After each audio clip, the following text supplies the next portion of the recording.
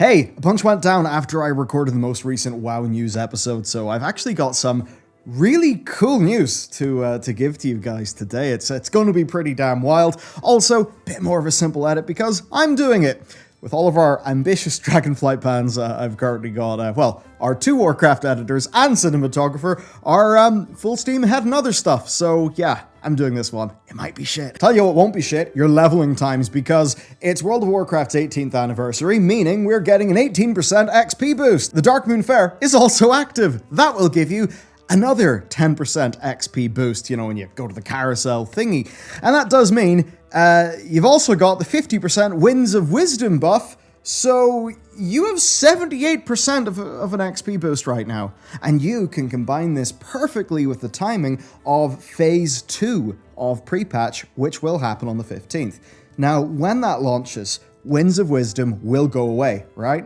But the XP requirements for, all of the leveling basically are going to be greatly reduced because that's when Blizzard are rebalancing it all for Dragonflight, as shown in this handy wowhead graph. Now, the thing is, the levels are not squished linearly, and to cut a long story short, the largest reduction is between levels 50 and 60. They're squished like 75%. But what this basically all means is, you could get your whole squad of characters leveled up to 50 now, benefiting from 78% XP, then you can park those characters at level 50 somewhere where they'll get rested XP, then, on November 15th, the remaining level 50 through to 60 will be nerfed like 75%, and you can blast through those levels in no time. It's absolutely mad. The anniversary doesn't really bring anything new though, it's just the return of Korak's Revenge, also the regular world bosses which drop 278 gear.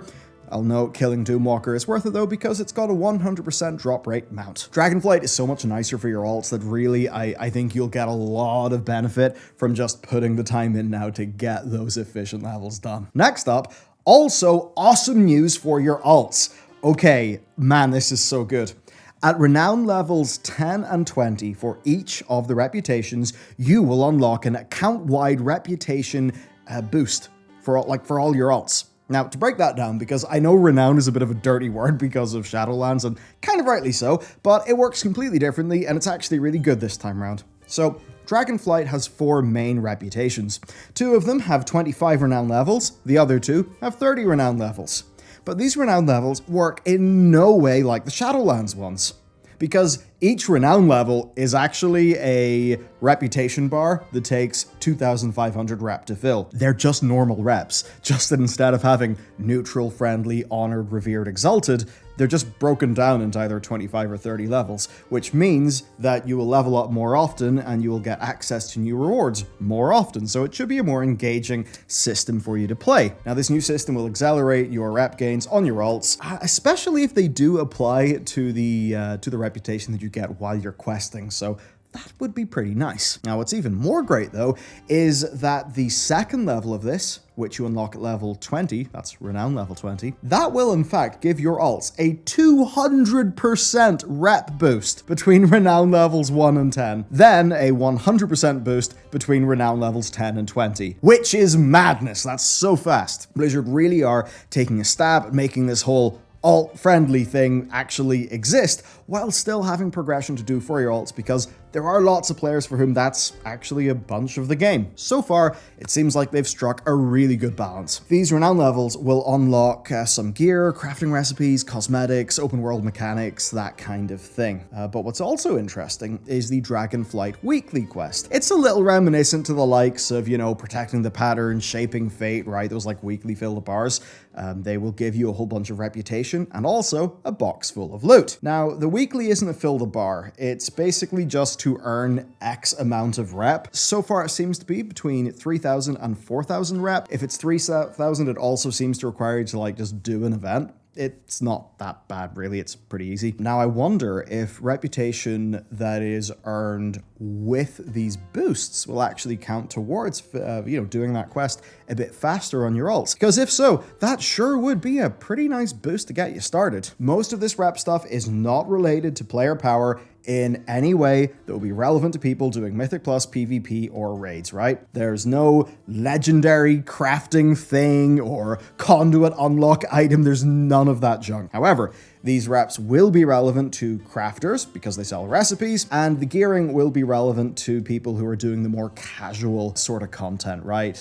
So I imagine this will help you get a pretty beefy squad of alts. And even with that, you can get pretty damn good gear eventually, right? Because the new crafting system, which does kind of tie into these reps, like, I think it's like level 395, which is like the start of normal raids. So yeah, you can get pretty geared. The gear cosmetics, like the cosmetic ensembles, the dragon riding cosmetics, and all those sorts of things are account-wide. Hell, there's even a waygate transportation system tied to one of them. That's pretty cool. And it's also nice that here Blizzard have designed a systemic approach to solving alt catch-up, right, for reps. Surely they'll continue this into the future. Like, if they add more renown levels, surely they will add more of this boost. It only took a decade, but we are finally back to handling alt character reputation gains like we did in Mists of Pandaria, which is kind of funny because MoP is also the expansion that they've said they've taken a lot of inspiration from. As for other news, there's a pretty neat mount vendor that was discovered on beta, and he operates a bit differently. He sells 2 Auturk mounts in return for items. One of them asks for 3 dungeon rings, the other one asks for 2 raid necklaces. And this is kind of a neat way to keep that loot relevant for longer. We talked about it in our stream last Friday. Chat nearly unanimously felt that this was a pretty cool addition. It'll certainly make the greed button feel a bit better to press, and it'll make that PvE content, I think, just feel a bit more rewarding in a way that is, I think, just more achievable than a 1% drop rate mount. This will also stand to the game over time. I think where a lot of people would see a 1% drop rate dungeon mount and not really bother, I think they would see something like this as a very tangible thing that they could just go and farm. That's overall pretty neat, actually. We're seeing them experiment. I mean, the idea of loot operating as currency does work well in other games, so why not do that in some places here? Crafting orders then, they've actually got a fairly large change. So now you need to provide all the basic reagents when you're submitting a crafting order, along with, of course, the commission that you'll be paying the crafter who makes the item. And this clears the system up a hell of a lot.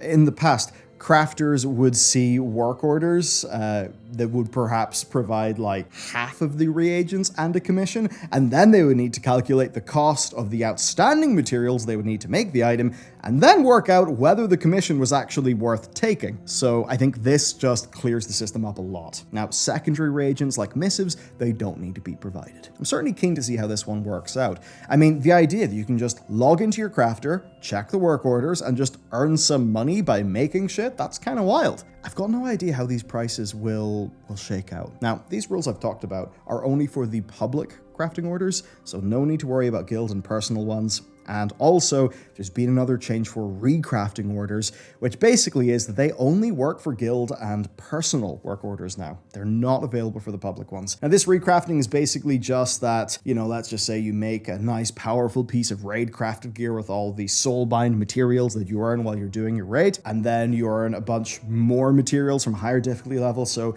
you want to craft the higher item level version of that piece.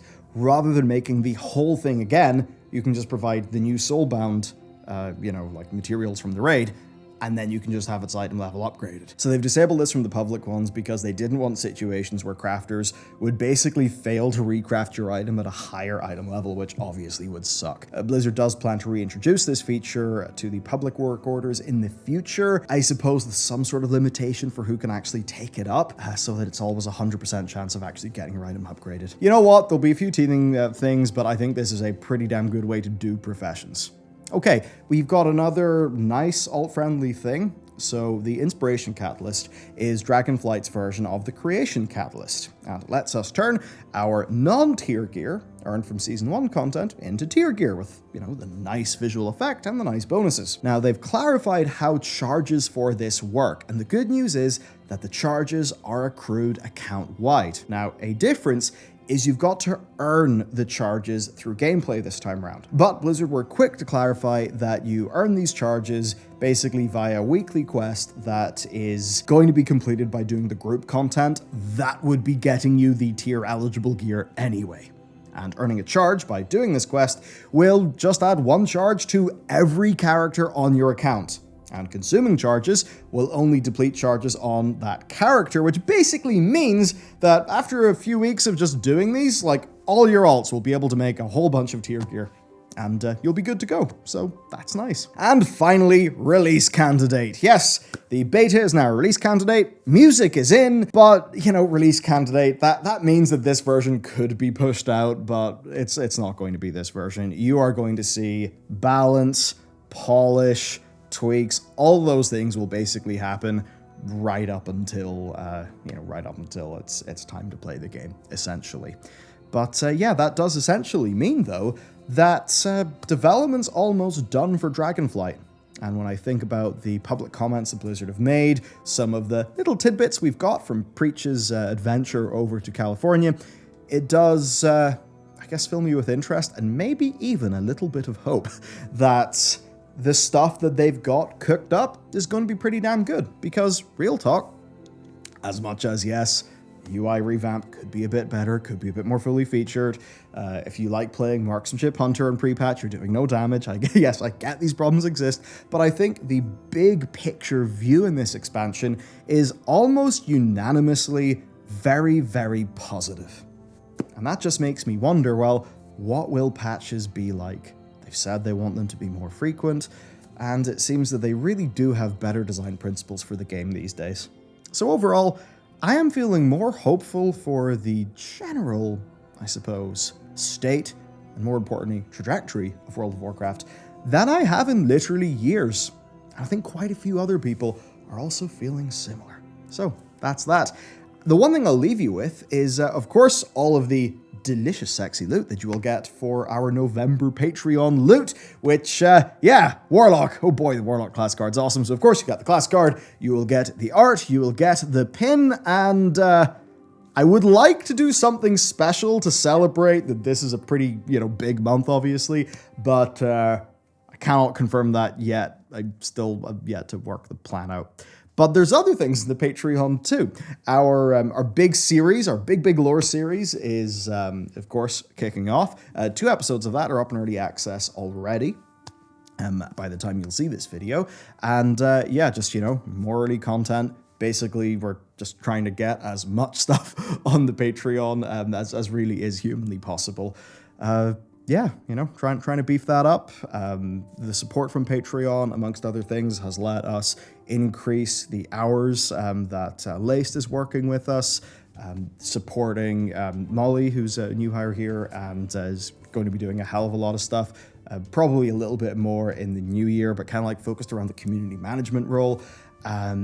I've actually got, I suppose the technical word would be a talent manager, but basically that'll take some businessy work, save me maybe 3, 4, 5 hours of work a week. And that's going to help me actually just make more content. So really, your support is actually making good shit happen. It's making me more excited to run the channels than ever. And, obviously looking into the near-term future, we've got the game coming out, and it's all coming up quite well, isn't it? And that's just nice to say. So you can check out the Patreon down below. Patrons, thank you for all of your support.